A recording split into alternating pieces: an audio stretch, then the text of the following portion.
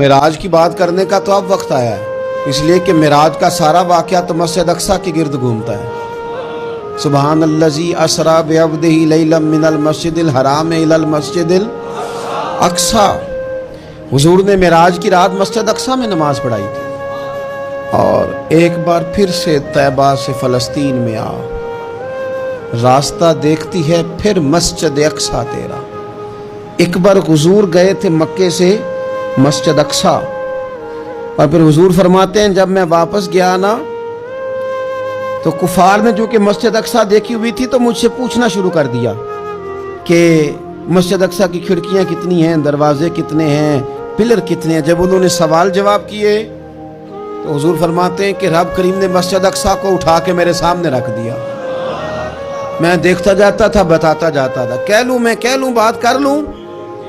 ایک دفعہ حضور مکے سے مسجد اقصی آئے، اور ایک دفعہ مسجد اقصی میرے نبی کی زیارت کے لیے مکے گئی، حضور کی زیارت کے لیے مکہ شریف گئی۔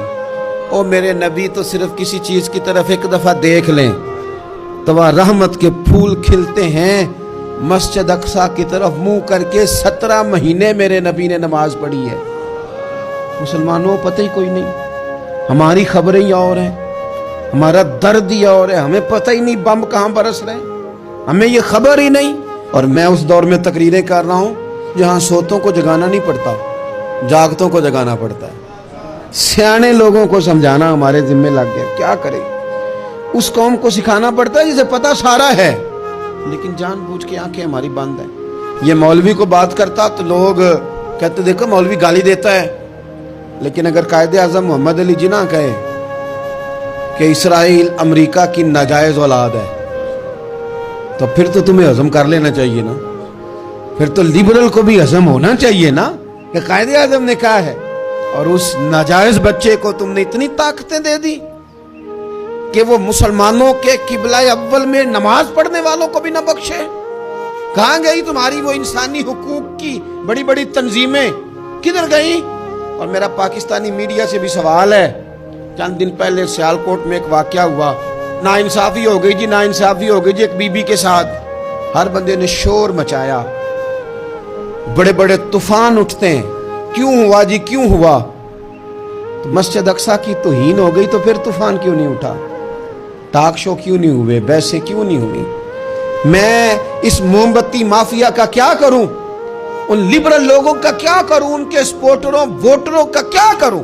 ان سیاسی جماعتوں کے کارکنوں کو کیا نام دوں کہ جو ان فضول بحثوں میں تو وقت ضائع کرتے ہیں، اور وہ مسجد اقصی جس کے بارے میں میرے نبی پاک صلی اللہ علیہ وسلم سے ایک صحابیہ نے پوچھا تھا، یا رسول اللہ مسجد اقصی میں نماز پڑھنا کتنا کو بہتر ہے باقی نمازوں کے مقابلے میں؟ تو حضور نے فرمایا 1000 گنا بہتر ہے۔